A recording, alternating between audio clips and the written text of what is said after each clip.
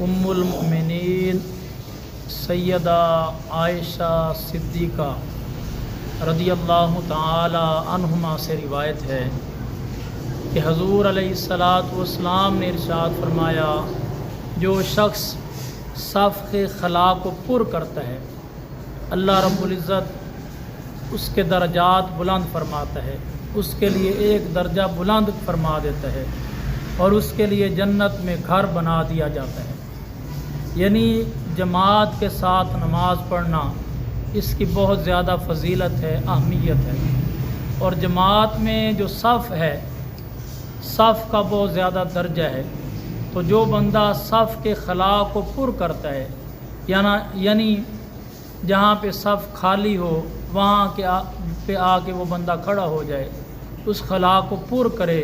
تو اللہ پاک اس کا ایک درجہ بلند فرما دیتا ہے اور جنت میں اس کے لیے گھر بنا دیتا ہے۔ تو اللہ پاک ہمیں بھی صف کے ساتھ کندھے کے ساتھ کندھا ملا کر اور صف کے خلا کو پر کرنے کی توفیق عطا فرمائے۔